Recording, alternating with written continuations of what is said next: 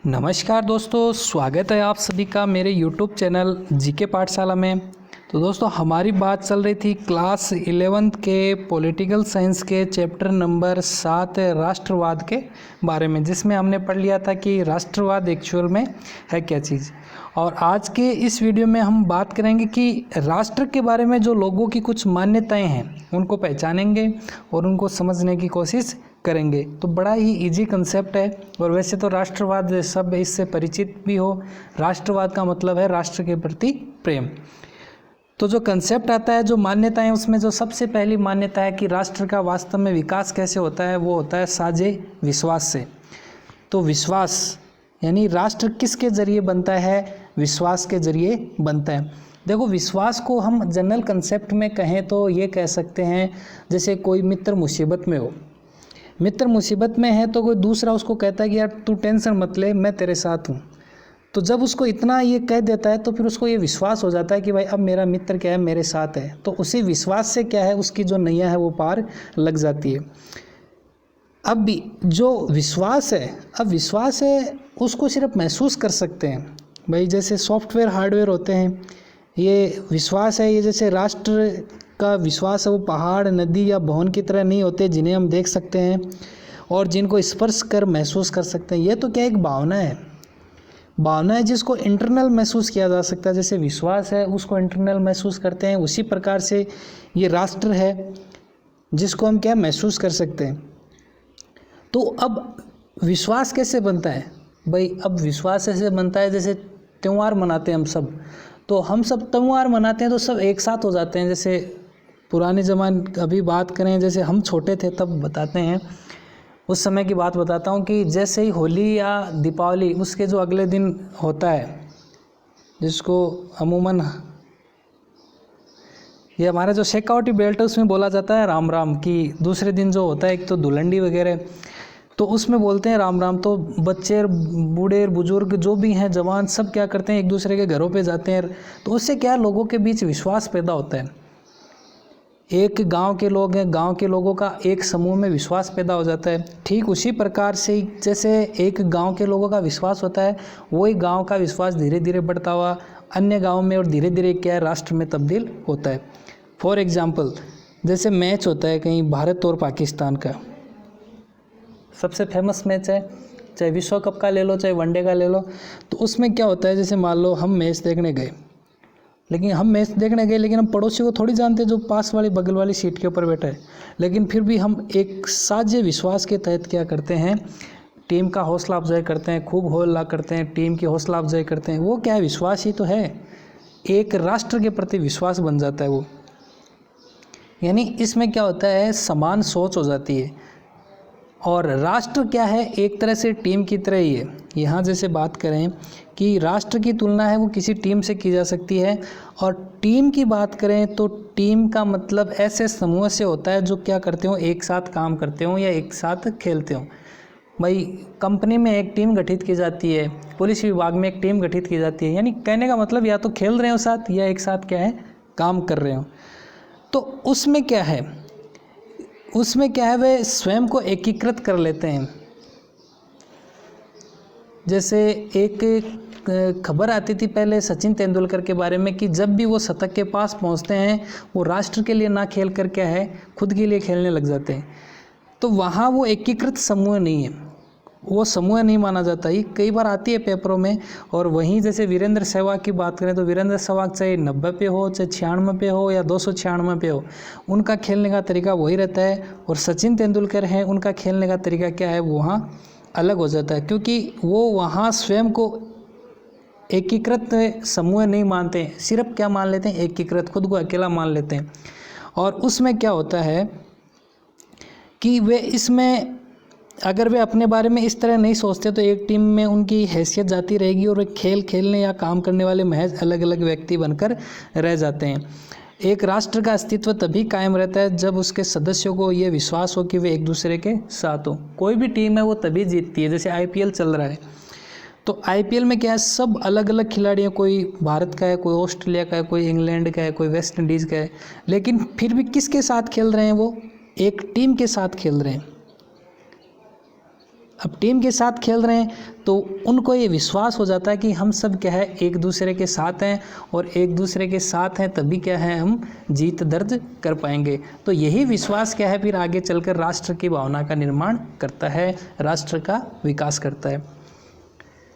तो इसमें कुछ जैसे तुम अपनी टीम का उत्साह क्यों नहीं बढ़ाती हो, क्या तुम्हारे अंदर राष्ट्रवादी भावनाएं नहीं है?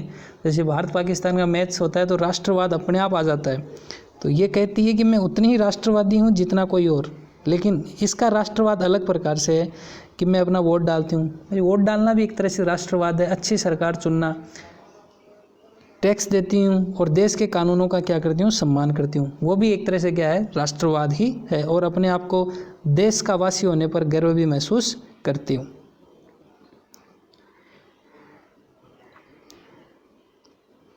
तो यहाँ हमने ये सारी चीज़ें देख ली, यानी राष्ट्र का मतलब क्या है, एक तरह से टीम है। इसके बाद जो दूसरी चीज़ आती है वो आती है इतिहास। तो जो दूसरा पॉइंट है इतिहास की, जो लोग अपने को एक राष्ट्र मानते हैं उनके भीतर अपने बारे में बहुधा स्थायी ऐतिहासिक पहचान की भावना होती है। तो भारत के संदर्भ में कहें तो भारत की पहचान तो जग जाहिर है, भारत तो क्या था, विश्वगुरु था, सोने की चिड़िया कहलाता था। यानी राष्ट्र खुद को इस रूप में देखते हैं जैसे वे बीते अतीत के साथ साथ आगत भविष्य को भी समेटे हुए हैं। वे देश की स्थायी पहचान का खाका प्रस्तुत करने के लिए साझी स्मृतियों, किंवदंतियों और ऐतिहासिक अभिलेखों की रचना के जरिए अपने लिए इतिहास बोध निर्मित करते हैं। इसी प्रकार जो भारत के राष्ट्रवादियों ने यह दावा करने के लिए कि एक सभ्यता के बतौर भारत का लंबा और अटूट इतिहास रहा है और यह सभ्यता मूलक निरंतरता और एकता भारतीय राष्ट्र की बुनियाद है। कि भारतीय सभ्यता है ये तो आज से थोड़ी चली आ रही है, सनातन संस्कृतियों से चली आ रही है। भारत की जो सभ्यता, संस्कृति, रीति रिवाज है वो आज से थोड़ी चले आ रहे हैं। भारत तो विश्वगुरु था, उस समय भी दूसरे लोगों को क्या है, ज्ञान देता था। दूसरे लोग यहाँ से चीज़ें पढ़ कर जाते थे। यहाँ की चाहे स्थापत्य कला हो, चाहे ज्ञान के संदर्भ में ले लो, किसी भी क्षेत्र में क्या है भारत पीछे नहीं था। आज भी जैसे टूरिस्ट वगैरह आते हैं तो भारत की जो स्थापत्य कला है वो पूरे विश्व में क्या है, अनूठी है। जिसमें एक तो ताजमहल है जो विश्व के 7 अजूबों में से एक है। तो भारत की जो साझी स्मृतियाँ हैं, जो किंवदंतियाँ हैं, ऐतिहासिक अभिलेख है, उनके जरिए हमें किसका बोध होता है, इतिहास का बोध होता है। जैसे आज भी हम घूमने जाते हैं कहीं, मान लो उदयपुर मान लो, कुंभल राजसमंद मान लो, अजमेर जो जोधपुर है, तो वहाँ हमें ये लगता है कि वास्तव में हमारे जो राजा महाराजा थे उन्होंने कितना एक तरह से भारत को स्वतंत्र, जो 11वीं शताब्दी से लेकर 15वीं शताब्दी तक कितना उन्होंने संघर्ष किया था। तो यहाँ एक देखो नेहरू जी की बुक है, ये बड़ी फेमस है, डिस्कवरी ऑफ इंडिया। ज़्यादातर परीक्षाओं में ये प्रश्न आता है जो कंपटीशन एग्जाम है कि डिस्कवरी ऑफ इंडिया के लेखक कौन है, तो वो है जवाहरलाल नेहरू जी। तो इनमें लिखा है इस बुक में कि हालांकि बाहरी रूप में लोगों में विविधता और अनगिनत विभिन्नताएं थी, लेकिन हर जगह एकात्मकता की वह ज़बरदस्त छाप थी जिसने हमें युगों तक साथ जोड़े रखा, चाहे हमें जो भी राजनीतिक भविष्य या दुर्भाग्य झेलना पड़ा हो। कि हमने जो कुछ भी झेला है, चाहे भविष्य में झेलना पड़ा हो या पीछे झेलना पड़ा हो, चाहे लोग बाग सब अलग अलग हों, लेकिन विविधता में भी हमारे पास क्या है, एकता है, सब एक हैं। तो ये है इतिहास के संदर्भ में। अब तीसरी चीज़ आती है, वो आती है भू क्षेत्र। तो देखो भू क्षेत्र को आप ऐसे समझो कि व्यक्ति कहीं भी घूम के आ जाए, चाहे विदेश में रहे, चाहे भारत में कहीं नौकरी कर रहा हो, कहीं पढ़ाई कर रहा हो, लेकिन उसको जो सुकून मिलेगा वो अपने क्षेत्र में आकर ही मिलेगा। भाई हम सब भारतीय हैं, लेकिन फिर भी भारतीय हैं, लेकिन जो सुकून मातृभूमि, जो अपनी जहाँ पैदा हुए हैं, जो जन्मभूमि है, भाई भारत में पैदा हुए हैं तो जन्मभूमि भारत है, लेकिन जहाँ पर्टिकुलर पैदा हुए हैं, जहाँ रहे हैं बचपन से लेकर जवानी तक, वो चीज़, वो जो क्षेत्र है वो आपको हमेशा ही आकर्षित करता रहेगा। विदेश में रहेगा तो भी उसको ये लगेगा नहीं यार गांव चल के आते हैं एक बार। तो बहुत सारे राष्ट्रों की पहचान है वो एक खास भौगोलिक क्षेत्र से जुड़ी हुई है। किसी खास क्षेत्र पर लंबे समय तक साथ साथ रहना और उनसे जुड़ी अतीत की यादों को एक सामूहिक पहचान का क्या है, बोध देती है। और किसी भी जगह हम पर्टिकुलर ज़्यादा रह जाते हैं, जैसे मान लो स्कूलें हैं जहाँ हमने 12 साल तक पढ़ाई करी, तो आज भी स्कूल की तरफ जाते हैं मान लो गांव में कभी, तो ऐसा लगता है, महसूस होता है कि वास्तव में वो भी क्या दिन थे। चाहे कहीं आप अपने गांव में रहे हो, कहीं ननिहाल रहे हो, वो हमेशा क्या अपनी स्मृतियों में रहते हैं। चाहे कितने भी बड़े हो जाएं, ये उन्हें एक होने का एहसास भी साथ में देती है।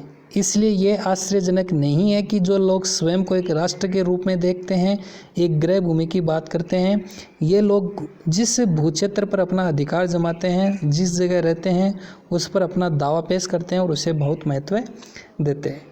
भाई जहाँ हम रह रहे हैं, जो हमारा मकान है, जहाँ घर था, उसके ऊपर अपना अधिकार है और उसको हम क्या है सबसे ज़्यादा महत्व देते हैं। तो राष्ट्र जो है वो अपनी अपनी गृह भूमि का विभिन्न तरीक़ों से बखान करते हैं। जैसे कोई मातृभूमि, पितृभूमि, कोई पवित्र भूमि। जैसे ये कहते हैं ना, जैसे आजकल क्या शहरीकरण बढ़ रहा है, पलायन लोगों का गाँव से शहरों की तरफ हो रहा है, तो उसमें बड़े बूढ़े जो हैं वो शहरों की तरफ नहीं जाते हैं। वो कहते नहीं, ये हमारी पुरखों की ज़मीन है, हम इसको छोड़कर नहीं जाएंगे। तो बड़े बूढ़े जो बुज़ुर्ग हैं वो हमेशा पुराने जो अपने घर गाँव के घर हैं उसी में रहना क्या है ज़्यादा पसंद करते हैं। तो वो क्या है, वो अपनी जो मातृभूमि है, जो पितृभूमि है, जो बुज़ुर्गों की भूमि है, उसको क्या है छोड़ना नहीं चाहते। उनके लिए क्या है, ये पवित्र भूमि है एक तरह से। जैसे यहूदियों के लिए फ़िलिस्तीन है उनका स्वर्ग है। तो भारतीय राष्ट्र की पहचान भारतीय उपमहाद्वीप की नदियाँ, पर्वतों और अंचलों से हैं। चूँकि एक ही भूक्षेत्र पर एक से अधिक समूह का दावा हो सकता है, लिहाजा गृह भूमि की आकांक्षा दुनिया भर में संघर्ष का एक बड़ा कारण रही है। भाई जहाँ हम रहते आए हैं आज तक, मान लो 20-30 साल रहे हैं, वहाँ से अगर कोई हमें हटाना चाहे तो संघर्ष तो होना निश्चित है। तो जो गृह भूमि की आकांक्षा है उसके कारण दुनिया भर में संघर्ष होते रहते हैं। इसके बाद जो चौथा पॉइंट आता है वो आता है साझे राजनीतिक आदर्श। तो साझे राजनीतिक आदर्श देखो, अपना भूक्षेत्र और साझी जो ऐतिहासिक पहचान लोगों में एक होने का बोध पैदा करने में महत्वपूर्ण भूमिका निभाती है। भाई जैसे हम एक ही क्षेत्र के हैं, कहीं मान लो नौकरी करें, कहीं गांव का मिल जाए तो कितनी खुशी होती है। वो तो क्या है भूक्षेत्र, अपनी पहचान जो है भारतीय संस्कृति की। इसके अलावा भविष्य के बारे में साझा नज़रिया और अपनी स्वतंत्र जो राजनीतिक अस्तित्व बनाने की सामूहिक चाहत ही वह मूल बात है जो राष्ट्र को बाकी समूहों से अलग करती है। जैसे बात करें जब 2013 में जब मोदी सरकार आई थी,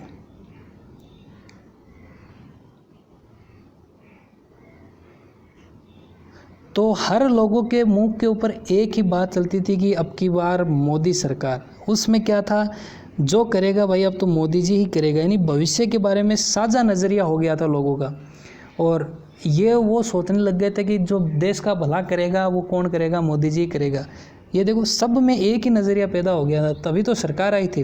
वो चलो बाद में कैसा भी रहा हो, हाँ जो सेकंड पारी उसकी ओर चली तो वो एक चीज़ अलग है। अपने को तो यही समझना है कि लोगों में जो भविष्य के लिए राजनीतिक नज़रिया है वो एक हो जाता है और उसी के फलस्वरूप क्या है, ये सरकारों का गठन हुआ था। तो राष्ट्र के सदस्य हैं वो इस बारे में एक साझा दृष्टि होती है। तो साझा दृष्टि की वजह से क्या है, जो सरकार बना इस तरह के ये काम होते हैं और वो किस तरह का राज्य लाना चाहते हैं। ये लोग बाग ये सोचने लग गए जो बदलाव लाएगा वो अब तो कौन लाएगा, मोदी जी ही लाएगा। 70 साल से बोला कुछ नहीं हुआ है, जो करेगा मोदी जी करेगा। तो ये चीज़ें थी। तो बाकी बातों के अलावा जैसे लोकतंत्र है, धर्मनिरपेक्षता है और उदारवाद जैसे मूल्य और सिद्धांतों को भी स्वीकार करते हैं। तो ये हमने पढ़ रखा है वैसे अलग से भी, लोकतंत्र है, धर्मनिरपेक्षता है और उदारवाद। उदारवाद का मतलब लिबरलिज्म, स्वतंत्रता। तो यही वो शर्तें हैं जिनके आधार पर क्या है लोग बाग साथ साथ आना चाहते हैं, साथ साथ रहना चाहते हैं। और ये विचार राष्ट्र के रूप में क्या है उनकी राजनीतिक पहचान भी बनाते हैं। भाई लोकतंत्र, तो लोकतंत्र में देखो सारी चीज़ें आ गई। लोकतंत्र में अधिकार भी आ गए, कर्तव्य भी आ गए। तो लोकतंत्र में कुछ राजनीतिक मूल्यों और आदर्शों के लिए साझी प्रतिबद्धता है। जैसे अगर राष्ट्र के नागरिक हैं वो अपने सह नागरिकों के प्रति अपनी जिम्मेदारियों को जान लेते हैं और मान लेते हैं तो इससे राष्ट्र ही मजबूत होता है। तो एक जैसे फेमस कोटेशन आता है कि व्यक्ति को अपना हाथ घुमाने की स्वतंत्रता है, क्योंकि भारत में क्या है, लोकतंत्र है। तो लोकतंत्र में सब स्वतंत्र है, सब आज़ाद हैं, लेकिन आज़ाद आप अपना हाथ घुमाने के लिए कहाँ तक हो, जब तक किसी दूसरे व्यक्ति की नाक बीच में नहीं आती है, तभी तक। तो आप अगर दूसरों के प्रति भी, जैसे आप 80 की स्पीड में चलाओ मोटरसाइकिल, 90 की स्पीड में चलाओ, 100 की स्पीड में चलाओ, ठीक है, पहली चीज़ तो इससे क्या होगा, खुद के नुकसान, 100 की स्पीड में चलाएंगे।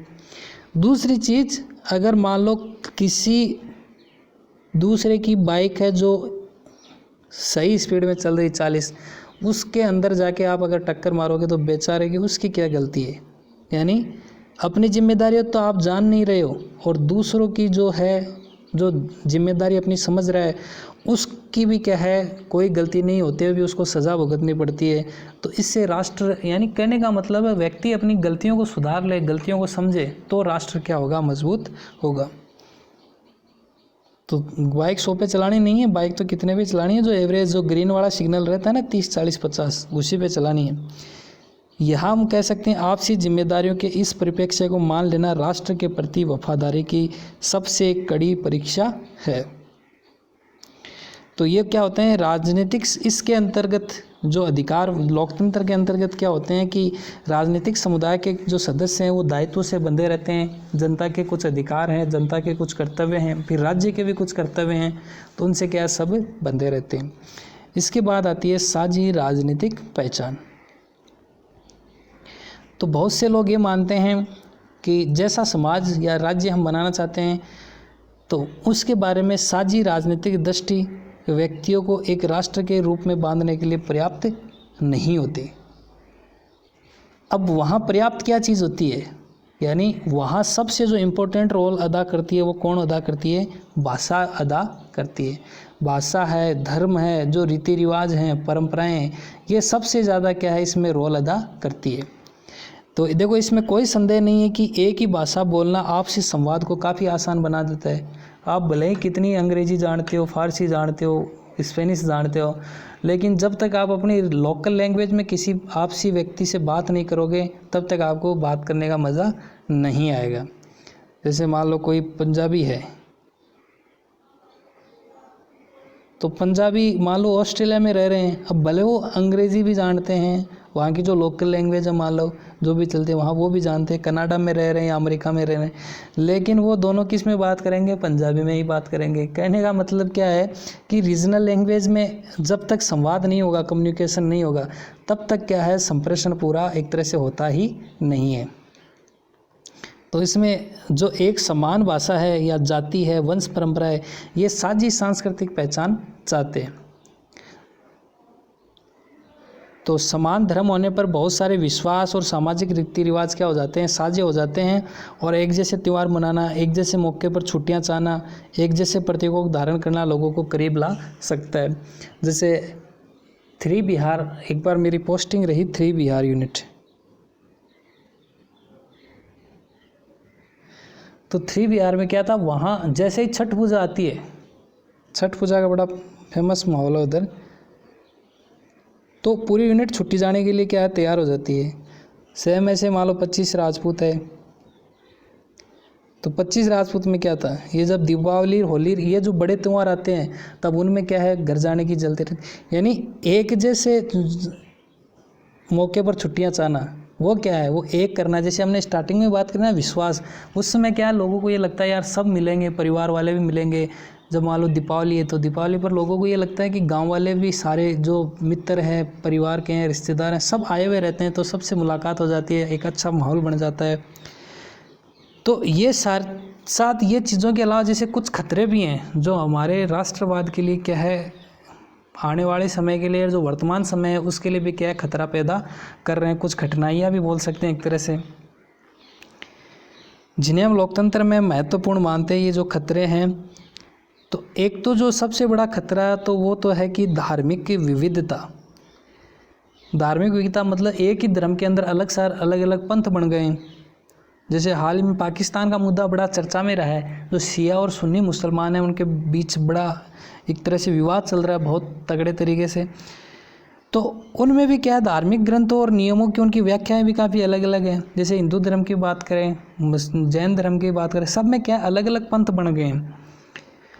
तो इनमें भी क्या, अगर हम एक समान धर्म के आधार पर एक पहचान स्थापित कर दें तो भी हम क्या है, एक दमनकारी समाज का निर्माण होगा उससे भी। अगर हम दबाना चाहेंगे किसी को, सबके ऊपर एक ही धर्म लागू करेंगे, मान लो मुस्लिम है तो मुस्लिम सब इक्वल हो जाएं, हिंदू है तो हिंदू सब एक ही हिंदू धर्म को माने, तो उसमें क्या है, सब हो तो जाएंगे लेकिन वो समाज का क्या हो जाएगा, उसमें दमन हो जाएगा। इसके अलावा बात करें सांप्रदायिकता है भी, ये भी राष्ट्रवाद के मार्ग में आने वाली कठिनाई सबसे बड़ी है। नस्लवाद है, बात करें तो सांप्रदायिकता हो गई, एक नस्लवाद, क्षेत्रवाद भी इसमें इम्पोर्टेंट है, जातिवाद है, भाषावाद है, ये सारी क्या है, इसमें कठिनाइयाँ आती हैं। और दूसरा कारण ये कि अधिकतर समाज है वो सांस्कृतिक रूप से विविधताओं से क्या है, भरे हुए हैं। तो भारत की तो विशेषता है वैसे विविधताओं में एकता। एक ही भूक्षेत्र में विभिन्न और विभिन्न भाषाओं के लोग रहते हैं। कोस कोस पर बदले पानी, 5 कोस पर वाणी, ऐसे कुछ कहावतें चलती रहती हैं कि कोस कोस के ऊपर, मतलब हर किलोमीटर के ऊपर पानी बदल जाता है और 5 किलोमीटर के ऊपर वाणियाँ चेंज हो जाती है। तो किसी राज्य की सदस्यता की शर्त के रूप में किसी खास धार्मिक या भाषाई पहचान को आरोपित कर देने से कुछ समूह निश्चित रूप से शामिल होने से रह जाएंगे। भाई ये लागू कर दे कि भाई इस राष्ट्र की सदस्यता के लिए ये तो धर्म होना चाहिए, ये पहचान होनी चाहिए, तो ज़रूरी थोड़ी है वो सारे समुदाय के पास ही हो। कुछ ऐसा समुदाय बच ही जाएगा जिसके पास वो पहचान नहीं होगी। तो अब पहचान नहीं होगी तो अब वो शामिल नहीं होगा समूह है, तो उनकी स्वतंत्रता बाधित होगी। अगर स्वतंत्रता बाधित होगी तो वो क्या हो जाएगा, अधिकारों का हनन माना जाएगा जो भारतीय संविधान ने प्रदान कर रखे हैं। तो इन्हीं कारणों से ये बेहतर होगा कि राष्ट्र की कल्पना राजनीतिक शब्दावली में ना की जाए, राजनीतिक शब्दावली में की जाए, सॉरी, ना कि सांस्कृतिक पदों में। संस्कृति तो क्या है, सबकी अलग अलग है। तो इसका मतलब ये है कि लोकतंत्र में किसी खास धर्म, नस्ल या भाषा से समानता की जगह एक मूल्य समूह के प्रति निष्ठा की जरूरत होती है, और इस मूल्य समूह को देश के संविधान में भी दर्ज दिया जा सकता है। तो कुछ मूल्य होने चाहिए, उनके आधार पर क्या है, ये नागरिकता, राष्ट्रवाद, जो विशेषाधिकार, अधिकार ये होने चाहिए, ना कि किसी धर्म के आधार पर, भाषा के आधार पर। तो ऊपर कुछ स्थितियों की पहचान की गई है जिनके जरिए राष्ट्र अपनी सामूहिक पहचान को व्यक्त करते हैं। हमने ये भी देखा कि क्यों लोकतांत्रिक राज्य इस पहचान को साझे राजनीतिक आदर्शों के आधार पर गढ़ते हैं। तो बाद में ये जो आगे के 2 खंड है, इनमें भी हम राष्ट्र के रूप में निरूपित क्यों करते हैं, राष्ट्र के रूप में, इसके बारे में हम विचार करेंगे जो पाठ नंबर 3 आएगा। तो वीडियो दोस्तों अगर आपको अच्छा लगा हो तो वीडियो को लाइक ज़रूर करें, शेयर करें अपने दोस्तों के साथ, कमेंट करें, और चैनल के ऊपर आप नए हैं तो चैनल को सब्सक्राइब ज़रूर करें। थैंक यू दोस्तों, जय हिंद, जय भारत।